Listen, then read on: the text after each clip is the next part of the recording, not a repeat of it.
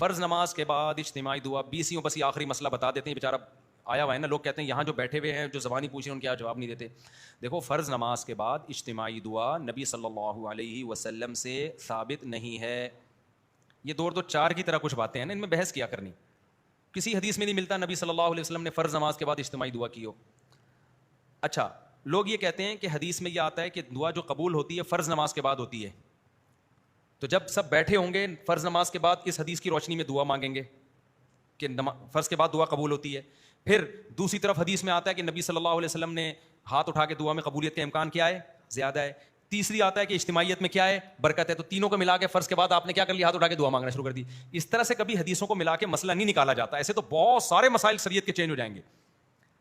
ہمیں یہ دیکھنا چاہیے کہ نبی صلی اللہ علیہ وسلم کا ارشاد ہے تو نبی نے خود اس پر کس طرح سے عمل کیا. جس نبی نے ہمیں یہ بتایا کہ فرض کے بعد دعا قبول ہوتی ہے اس کا اپنا عمل اور صحابہ کا اپنا عمل کیا تھا. تو 5 ٹائم نماز ہوتی تھی, ایک آدھ دفعہ کی بات نہیں ہے, پوری زندگی ہوئی ہے. پھر صحابہ نے ہمیشہ پڑھی ہے. اگر نبی صلی اللہ علیہ وسلم اس حدیث کا یہ مطلب نبی کی نظر میں یا صحابہ کی نظر میں ہوتا کہ نماز کے بعد ہاتھ اٹھا کے دعا مانگیں, تو 2-4 حدیثیں تو ملتی نا ہمیں اس پہ کہ کیونکہ فرض کے بعد دعا قبول ہوتی ہے لہذا نبی صلی اللہ علیہ وسلم فرض کے بعد ایسے ہاتھ اٹھاتے تھے اور صحابہ بھی ہاتھ اٹھاتے تھے. پھر آمین آمین ایک بھی نہیں ملتی یار ہمیں. تو ہمیں پتا, پھر ہم یہ اشکال ہوتا ہے کہ پھر فرض نماز کے بعد دعا قبول ہونے کا مطلب کیا ہے. تو ہم جب دوسری حدیثیں دیکھتے ہیں تو ہمیں پتہ چلتا ہے نبی صلی اللہ علیہ وسلم فرض نماز کے بعد اللہم انت السلام ومنک السلام پڑھا کرتے تھے. کسی حدیث میں آتا ہے آپ نے فرمایا آیت الکرسی پڑھو.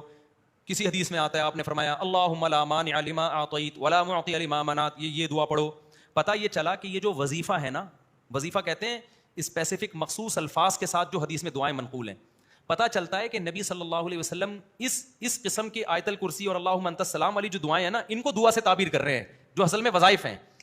جیسے اور یہ جیسے ہم کہتے ہیں اذان کے بعد کی دعا کہتے ہیں کہ نہیں, تو کیا وہ ہاتھ اٹھا کے مانگی جاتی ہے؟ وہ ایک وظیفہ ہے.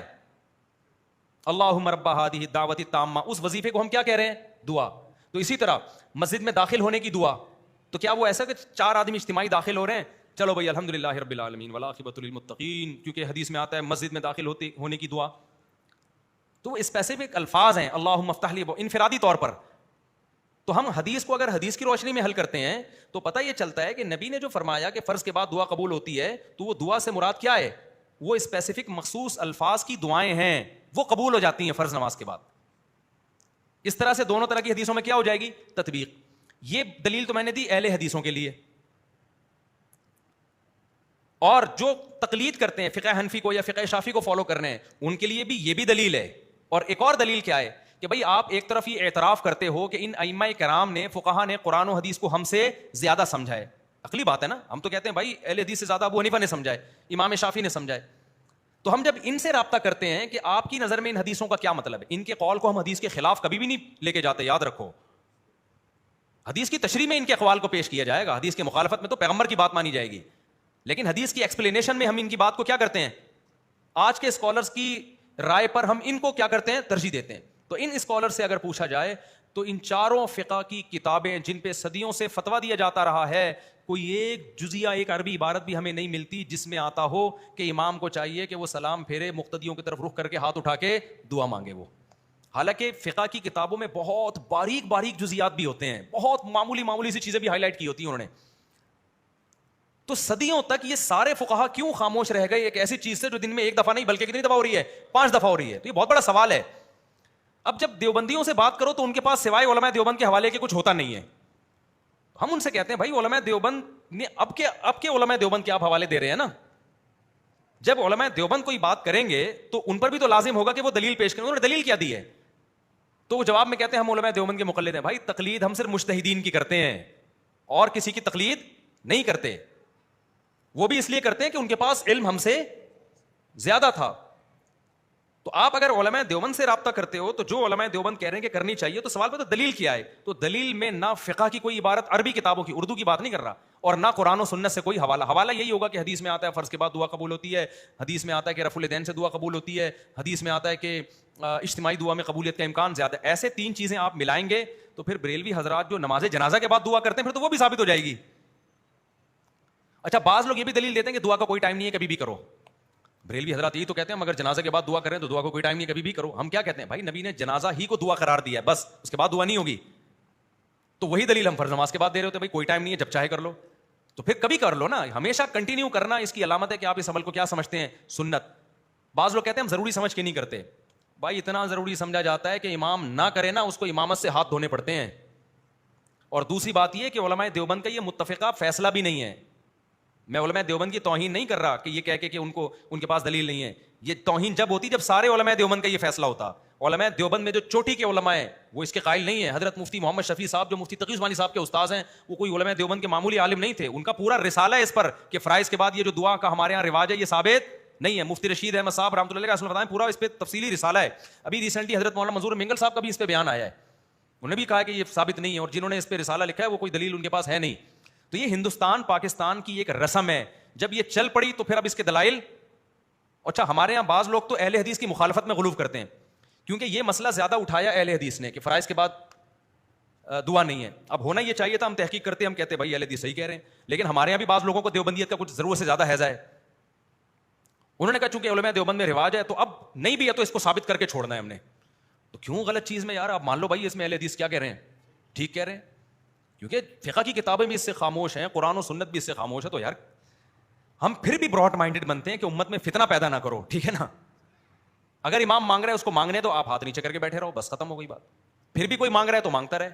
میں کتنے سال سے یہ مسئلہ بیان کر رہا ہوں لیکن بڑی تمیز سے. میرے کوئی بھی شاگرد ایسا نہیں کسی امام کو جا کے ٹارچر کرنا شروع کرتے, کیوں مانگ رہے ہو, ثابت نہیں, مانگ رہے تھے اس سے بڑے بڑے مسائل ہیں, یہ مسئلہ کیا ہے, دعا ہی مانگ رہا ہے نا, کوئی ایسا تو نہیں ہے کہ کچھ اور کر رہا ہے, ٹھیک ہے نا. تو اور پھر عامی آدمی کے لیے تو مفتی کا جو ماہر مفتی ہے اس کا قول ہی حجت ہوتا ہے. اس کو آپ بیچارے کو وہ بھی مولوی صاحب کوئی دلیل پیش کر دیں وہ کہاں جائے گا. تو بھائی بڑے بڑے مسائل دنیا میں چھوٹے بڑے کیا ہے, ان کو پی جاؤ. تو اس لیے میں یہ چھیڑتا نہیں ہوں, لیکن اب چھیڑ دیا تو اس لیے میں چھڑ گیا ہوں تھوڑا سا, ورنہ بہت دفعہ یہ پرچیاں آتی ہیں میں جواب نہیں دیتا کیونکہ مسجدوں میں ہو رہی ہیں دعائیں. مفتی محمد شفیع صاحب رحمۃ اللہ نے بھی لکھا ہے پورا رسالہ کہ ثابت نہیں ہے. آخر میں لکھا ہے کہ کسی مسجد میں بہت عرصے سے معمول چلا آ رہا ہو تو ایک دم نہ چھڑوائیں, اور فتنے کا اندیشہ ہو تو خاموش ہی رہیں, کیونکہ مسجدوں میں لڑائیاں لڑوانا یہ بھی قرآن و حدیث سے ثابت نہیں ہے. اجتماعی دعا اس کو چھڑوانے کے لیے پھڈے شروع کر دو تو بارش سے بھاگا پرنالے کے نیچے کھڑا ہو گیا. وہی مثال ہو جائے گی, ایک آدمی نے زنا کیا, حمل ٹھہر گیا, بچہ ہوا تو پکڑا گیا, عورت کو پوچھا تو شادی شدہ ہے نہیں, یہ بچہ کہاں سے, اس نے یہ فلاں سے زنا کیا تھا, حمل ٹھہرا تھا. لوگوں نے اس کو پکڑ کے مارا تو اس کے دوستوں نے کہا کم بخت جب تو زنا کر رہا تھا تو حمل روک لیتا, حمل کیوں ہونے دیا. اس نے کہا حمل روکنا اسلام میں مکروہ ہے. انہوں نے کہا یہ جو کر رہا ہے یہ کیا ہے. تو اجتماعی دعا کو میں ثابت نہیں سمجھتا, لیکن اجتماعی دعا کی بنیاد پر امام صاحب کو یہ کہنا کہ یہ حدیث کو نہیں مانتے اور یہ اندھے مقلد ہیں اور ان کے پاس دلائل نہیں ہے اور ٹارچر کرنا, یہ اس سے بڑا جرم ہے. اگر اجتماعی دعائیں مسجدوں میں ہو رہی ہیں یہ اتنا بڑا ایشو نہیں ہے.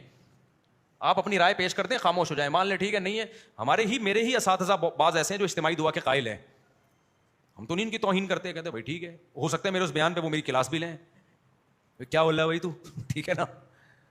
تو نہ میں ان کی کبھی توہین کروں گا, میں بولوں گا بھائی ٹھیک ہے, لیکن ہم تو پابند کس کے ہیں, قرآن و سنت کے پابند ہیں نا. قرآن و سنت کے ہمیں یہی سمجھ میں آ رہا ہے بھائی اب کیا کریں, لیکن ہم توہین تھوڑی کریں گے. نہ ان کی کبھی, اور میرے سے زیادہ علم بھی ہے ان کے پاس, تقویٰ بھی ہے, سب کچھ ہے, نہ ہمارے دل میں ان کی کبھی کوئی کمی آئے گی. تو اس ظرف کے ساتھ اگر آپ اس رائے کو لیتے ہیں تو ٹھیک ہے, ادروائز جیسے ہیں پھر ویسے زیادہ ٹھیک چل رہے ہیں آپ مارکیٹ میں, ویسے ہی چلتے رہیں. سمجھتے ہو بات کو, تو ثابت نہیں ہے. بلکہ میں ایک بات اور کہوں, انفرادی بھی ثابت نہیں ہے.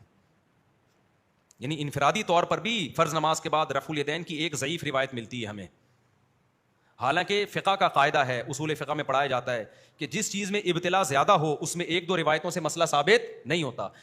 5 ٹائم نبی نے کئی سال نماز پڑھی ہے تو صرف ایک روایت کیوں ہے کہ نبی نے رفع الیدین سے دعا مانگی؟ یہ بہت بڑا سوال ہے, اور وہ بھی ضعیف ہے. لیکن صحیح مان بھی لو اگر, تو اس سے پتہ چلتا ہے یہ بھی کبھی کبھار ہے فرض کے بعد انفرادی بھی ہاتھ اٹھا کے. اب آپ کہو گے پھر کریں کیا, دعا ہی چھوڑ دیں؟ نہ دعا نہ چھوڑیں. آپ یہ کریں کہ فرائض کے بعد یہ اللہم انت السلام اور یہ جو احادیث میں وظائف ہیں یہ پڑھنے کے بعد سنتیں پڑھیں, اس کے بعد آپ جتنی چاہیں دعا مانگیں, آپ لمبی لمبی دعا مانگیں. یہ پھر افضل عمل ہے, کیونکہ ایک جو اجتماعی حیت تھی وہ کیا ہو گئی ہے, ختم. پھر انفرادی طور پر تو دعا کا واقعی کوئی ٹائم نہیں ہے, جب چاہیں جتنی چاہیں مانگیں آپ, لیکن اس وقت کوئی نہیں مانگتا. سمجھتا نہیں ہے نا بات کو, جب نہیں پڑھے گا رات کو تو کیسے سمجھے گا بات کو. تمام دعائیں بچوں کی پہنچ سے دور رکھیں, اپنا اپنے